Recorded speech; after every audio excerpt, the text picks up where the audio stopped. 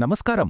మనందరి జీవితాలను సమూలంగా మార్చేసిన ఒక అత్యంత కీలకమైన అంశం గురించి ఈరోజు ఈ విశ్లేషణలో తెలుసుకోబోతున్నాం. కోవిడ్-19 మహమ్మారి మన ప్రపంచాన్ని ఎలా మార్చేసింది, ఈ దీర్ఘకాలిక మార్పులను మనం ఎలా ఎదుర్కోవాలి అనేదే ఈనాటి మన ప్రధాన అంశం. ప్రాథమిక ఆరోగ్య మార్గదర్శకాలు మరియు కాగ్నిటివ్ న్యూరోసైన్స్ ఆధారంగా ఈ సంక్షోభాన్ని మనమెలా దాటవచ్చో ఈరోజు స్పష్టంగా తెలుసుకుందాం. ఈ విశ్లేషణలో మనం ప్రధానంగా కవర్ చేయబోయే అంశాలు ఒకసారి చూద్దాం. ముందుగా కోవిడ్-19 సృష్టించిన కొత్త అసాధారణ పరిస్థితులు, ఆ తర్వాత కరోనా లక్షణాలు మరియు నివారణ చర్యలు, ఆపై మనం ఎందుకు తప్పులు చేస్తామనే దాని వెనుక ఉన్న సైకాలజీని అర్థం చేసుకుందాం. చివరగా వ్యక్తిగత, వృత్తిపరమైన మార్పులు మరియు భవిష్యత్తు కోసం వ్యూహాత్మక ప్రణాళిక గురించి చర్చిద్దాం. సరే, ముందుగా మొదటి విభాగానికి వెళదాం. కోవిడ్-19 కొత్త అసాధారణం. అసలు ఈ కొత్త అసాధారణం లేదా న్యూ అబ్నార్మల్ అంటే ఏంటి? ఈ ప్రశ్నకు సమాధానం ప్రముఖ కాగ్నిటివ్ న్యూరోసైంటిస్ట్ డాక్టర్ గ్లెబ్ సిపుర్స్కీ రాసిన ఈ అద్భుతమైన పుస్తకంలో దొరుకుతుంది. ఈ పుస్తకం పేరు resilience, adapt and plan for the new abnormal of the COVID corona virus pandemic. వ్యూహాత్మకంగా ఎలా వ్యవహరించాలి, విపత్తులను ఎలా నివారించాలి అనేదానికి ఇది ఒక పక్క గైడ్ అని చెప్పొచ్చు. డాక్టర్ గ్లెబ్ ఈ పుస్తకంలో చెప్పిన ఒక అతి ముఖ్యమైన పాయింట్ ఏంటంటే, జాన్యువరి 2020 నాటి ఆ పాత ప్రపంచం ఇక ఎప్పటికీ తిరిగి రాదు. అవును, అది నిజం. మనం మనుగడ సాగించాలంటే ఆ పాత ఆలోచనా విధానాన్ని పూర్తిగా వదిలిపెట్టాలి. ఈ కొత్త అసాధారణ వాస్తవికతకు తగ్గట్టుగా మన చర్యలను సమూలంగా మార్చుకోవడం ఇప్పుడు అత్యవసరం. ఇక రెండవ విభాగంలోకి వస్తే కరోనా లక్షణాలు మరియు నివారణ. ఇది మన భౌతిక భద్రతకు సంబంధించిన ప్రాథమిక అంశం. ఇక్కడ మనల్ని మనం వేసుకోవాల్సిన ఒక అత్యంత కీలకమైన ప్రశ్న, అసలు కరోనా రాకుండా ఏం చేయాలి? ఈ ప్రశ్నకు సమాధానంగా మనం సైన్స్ ఆధారిత ఆరోగ్య ప్రోటోకాల్స్ వైపు ఒకసారి చూద్దాం. గాలి ద్వారా వ్యాపించే ఈ SARS-CoV-2 వైరస్ నుండి మనల్ని మనం రక్షించుకోవడానికి కొన్ని స్పష్టమైన మార్గదర్శకాలు ఉన్నాయి. 6 నెలల వయస్సు పైబడిన వారు తప్పనిసరిగా వ్యాక్సిన్ తీసుకోవడం, కనీసం 20 సెకండ్ల పాటు చేతులు కడుక్కోవడం, 60% ఆల్కహాల్ ఉన్న శానిటైజర్ వాడకం చాలా ముఖ్యం. అలాగే మాస్కులు ధరించడం, గాలి సరిగ్గా ఆడని రద్దీ ప్రదేశాలకు దూరంగా ఉండటం వల్ల తీవ్రమైన ప్రమాదాలను మనం ఖచ్చితంగా తగ్గించవచ్చు. లక్షణాల విషయానికి వస్తే, వైరస్ సోకిన 2 నుండి 14 రోజుల్లో కొన్ని సాధారణ లక్షణాలు బయటపడతాయి. రుచి లేదా వాసన కోల్పోవడం, శ్వాస తీసుకోవడంలో ఇబ్బంది, విపరీతమైన తలనొప్పి, ఛాతీ నొప్పి మరియు విపరీతమైన అలసట లాంటివి వస్తుంటాయి. ముఖ్యంగా ఛాతీలో నొప్పి లేదా ఒత్తిడిలాంటి తీవ్రమైన లక్షణాలు కనిపిస్తే మాత్రం వెంటనే వైద్య సహాయం తీసుకోవడం ఏమాత్రం మర్చిపోకూడదు. ఇప్పుడు మూడవ విభాగానికి వెళ్దాం. మనం ఎందుకు తప్పులు చేస్తాము అంటే, భౌతికమైన ముప్పు నుండి మానసికమైన ముప్పును అర్థం చేసుకునే ప్రయత్నం చేద్దాం. డాక్టర్ గ్లెబ్ ఇక్కడొక అద్భుతమైన మాట చెప్పారు. నెమ్మదిగా కదులుతున్న రైలు ప్రమాదంలాంటి భారీ విపత్తులను సమర్థవంతంగా ఎదుర్కోవడంలో మన మెదడు ఘోరంగా విఫలమవుతుంది అని. అంటే అకస్మాత్తుగా వచ్చే ప్రమాదాల కంటే ఇలా నెమ్మదిగా ముంచుకొచ్చే భారీ ముప్పును అంచనాలేయడంలో మన మానవ మెదడు ఎప్పుడూ వెనకబడే ఉంటుంది. ఎందుకంటే మన మెదడు వాస్తవాల కంటే ఎక్కువగా ఆశావాదం వైపే మొగ్గు చూపుతుంది.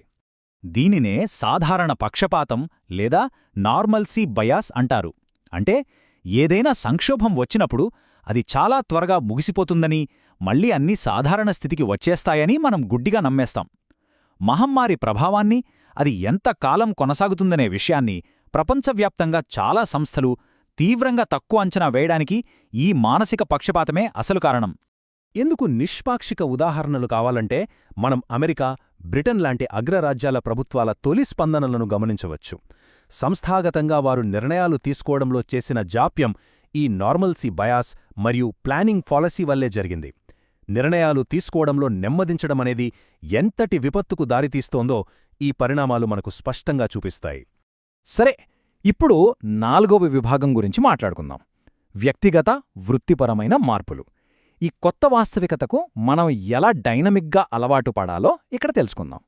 ముందుగా మన ఇళ్లల్లో మరియు కెరీర్లలో ఎలా మారాలి. ఇక్కడ మానసిక స్థిరత్వాన్ని కొనసాగించడం చాలా అవసరం. అందుకు భద్రతను నిర్ధారించుకోవటం, బంధాలను బలంగా ఉంచుకోవడం, ఆత్మగౌరవాన్ని కాపాడుకోవడం ఎంతో ముఖ్యం. అలాగే ఈ క్లిష్ట సమయంలో అన్వేషణను ప్రోత్సహిస్తూ ప్రేమను పెంపొందిస్తూ మన జీవిత లక్ష్యాన్ని కొత్తగా పునర్నిర్వచించుకోవాల్సిన సమయమిది. ఇక వ్యాపార సంస్థల విషయానికొస్తే ఆఫీసులు ఇళ్లకు మారిన ఈ నేపథ్యంలో అంతర్గతంగా చాలా మార్పులవసరం. రిమోట్ వాతావరణంలో బృందాల ప్రేరణను పెంచడం, వర్చువల్ కమ్యూనికేషన్ను పర్ఫెక్ట్గా అమలు చేయడం చాలా ముఖ్యం. అలాగే డిజిటల్ నమ్మకాన్ని పెంపొందిస్తూ భద్రతను మరియు జవాబుదారీతనాన్ని నిర్ధారించడంపై సంస్థలు ప్రధానంగా దృష్టి పెట్టాలి. సంస్థల బాహ్యపరమైన మార్పుల గురించి చూస్తే ఇకపై సేవలను పూర్తిగా వర్చువల్గా అందించడానికి అలవాటు పడాలి. సరఫరా గొలుసులలో వచ్చే ఊహించని అంతరాయాలను నిర్వహించడం, తీవ్రమైన పోటీని తట్టుకోవడం చాలా కీలకం. వీటన్నింటితో పాటు సామాజిక ఆర్థిక మార్పులను ముందుగానే అంచనా వేయగలగడం వ్యాపారాలకు అత్యవసరం. ఇప్పుడు 5వ మరియు చివరి విభాగానికి చేరుకున్నాం. భవిష్యత్తు కోసం వ్యూహాత్మక ప్రణాళిక. వ్యాపారాలను, జీవితాలను భవిష్యత్తుకు అనుగుణంగా ఎలా తీర్చిదిద్దుకోవాలో ఇక్కడ చూద్దాం. ఇక్కడ మనం బ్లాక్ స్వాన్స్ లేదా తెలియని విషయాల గురించి తెలుసుకోవాలి.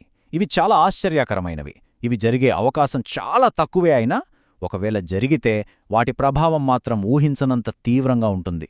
నిజమైన వ్యూహాత్మక ప్రణాళిక అంటే కేవలం తెలిసిన బెదిరింపులను అంచనా వేయడం మాత్రమే కాదు, ఇలాంటి పూర్తిగా ఊహించని విపత్తుల కోసం వనరులను ముందుగానే సిద్ధం చేసుకోవడం. దీనికోసం డాక్టర్ గ్లెబ్ భవిష్యత్తును రక్షించుకునే ఒక 5 దశల ఫ్రేమ్వర్క్ను రూపొందించారు. ముందుగా సంభావ్య దృశ్యాలను అంచనా వేయాలి. ఆ తర్వాత సమస్యలను పరిష్కరిస్తూ వనరులను పెట్టుబడిగా పెట్టాలి.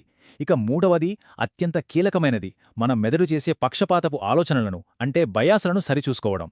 ఇక ఆ తర్వాత ఊహించని వాటికి సిద్ధపడటం. చివరిగా తదుపరి దశలను కమ్యూనికేట్ చేయడం. ఇది చాలా అద్భుతమైన వ్యూహం. ఈ దశలో డాక్టర్ గ్లెబ్ త్రిట్స్పుర్స్కీ చెప్పిన ఒక పవర్ఫుల్ కొటేషన్ గురించి మనం మాట్లాడుకోవాలి. చరిత్రకారులు మన కాలాన్ని తిరిగి చూసినప్పుడు ఎంత త్వరగా మారారు అనేదాన్ని బట్టి విజేతలను, ఎంతకాలం వృధా చేశారు అనేదాన్ని బట్టి పరాజితులను నిర్ణయిస్తారు. ఇది మనలో నిజంగా ఒక అత్యవసర భావాన్ని నింపుతుంది కదూ. దీర్ఘకాలిక విజయానికి పరిస్థితులకు తగ్గట్లుగా వేగంగా మారడం ఒక్కటే మార్గం. జాప్యం చేయడం ఏమాత్రం శ్రేయస్కరం కాదు.